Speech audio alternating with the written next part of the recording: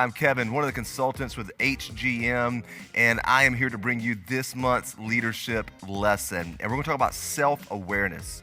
It's something very important. I mean, think about this. Have you ever been around someone who had bad breath? You know what? They didn't know it, but everyone else around them did, right? And it's how people experienced that bad breath. I remember being in prayer lines at the altar, and there would be people that would pray, and you'd be like, oh, gracious, please stop praying. I will be delivered. I will be healed if you'll just please stop with the bad breath. And that's what self-awareness is like. And we're going to launch off by looking biblically at self-awareness with a leader named Moses. And if you have your Bibles, you can turn to Exodus 2, verse 1. Exodus 2, verse 1. And this is how Moses' abandonment by his parents started, his trauma started, was Moses' abandonment by his parents. It says in Exodus 2:1, now a man of the tribe of Levi married a Levite woman, and she became pregnant and gave birth to a son. When she saw that when she saw that he was a fine child, she hid him for 3 months. But when she could hide him no longer, she got a papyrus basket for him and coated it with tar and pitch. Then she placed the child in it and put it among the reeds along the bank of the Nile. His sister stood at a distance to see what would happen to him.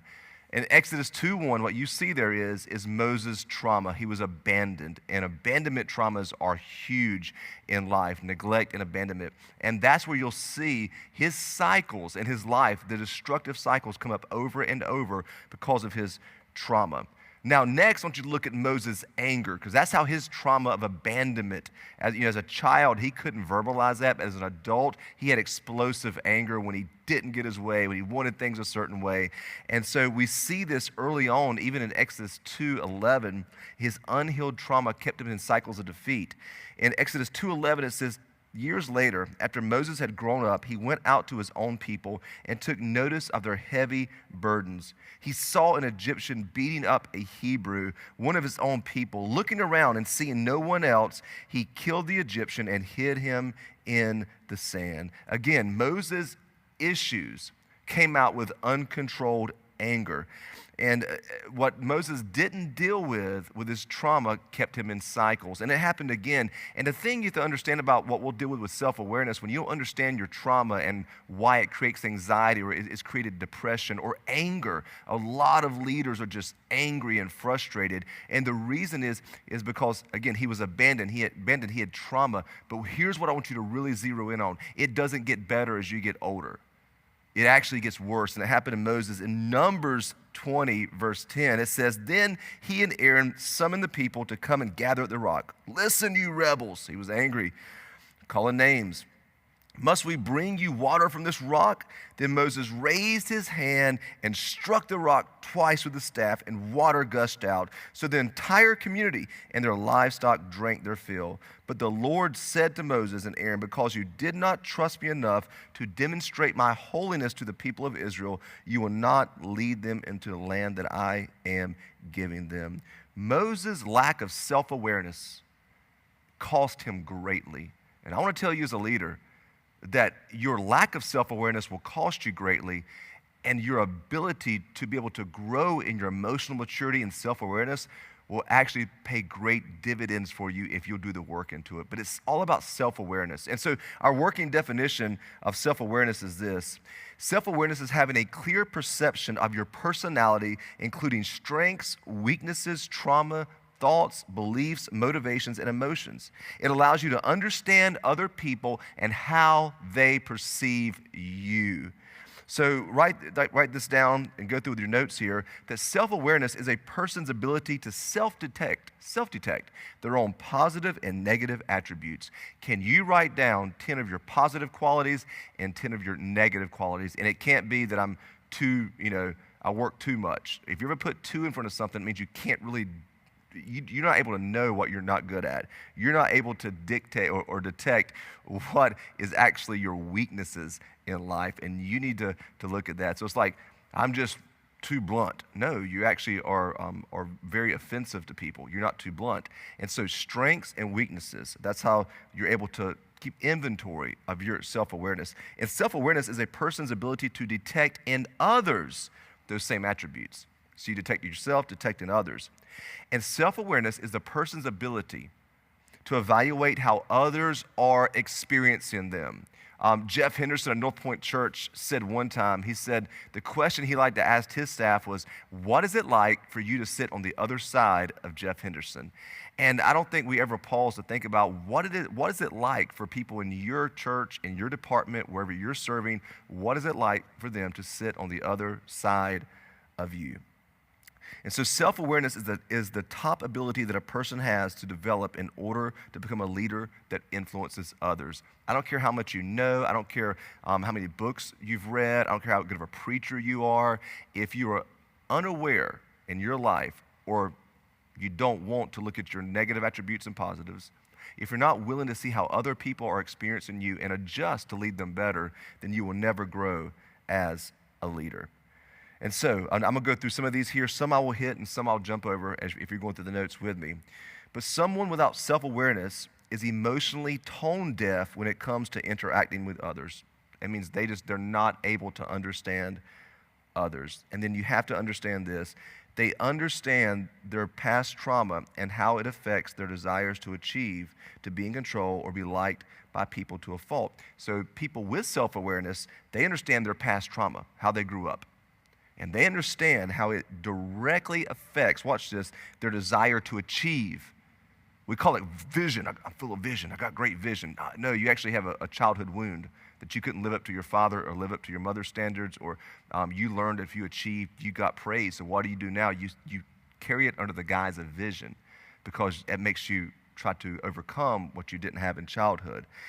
Past trauma the desire to be in control. If you're a micromanaging leader, again, you didn't have control as a child, just like Moses didn't have control. He was abandoned. And so now you're going to control everything around you. And again, this one caused a lot of hurt in people. And then others like to be liked by people to a fault, where you people please everybody, you cannot say no, and ministry is trying to fill inside of you, again, what was hurt as a child. Now, when it comes to self-awareness, there's three quadrants of self-awareness.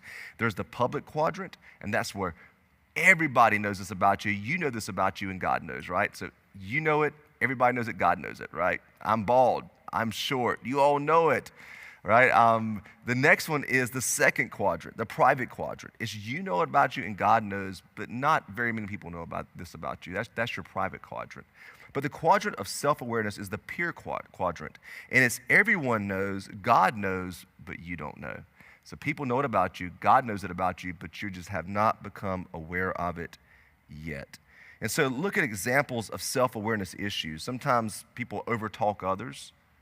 In conversations or meetings, they just overrun the meeting. You've seen that.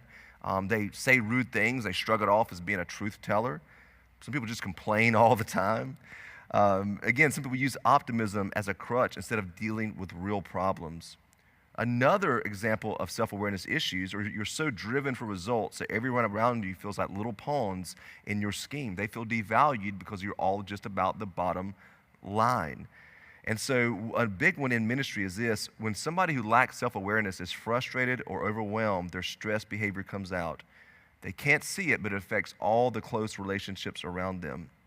And so you have to know, what is it like to sit on the other side of me when I'm stressed out, when I've not dealt with my trauma? I'm too controlling. What is it like for that? And again, people ultimately quit people. They don't quit jobs. And so if you're a leader who has high staff turnover, you can't get people to serve with you, it's probably you lack self-awareness. And you need to sit down with someone who can be honest with you about why people don't stay long, why people don't want to be under your leadership long.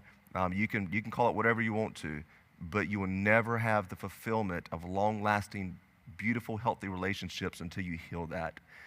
And so there's some reasons why we don't want to have better self-awareness.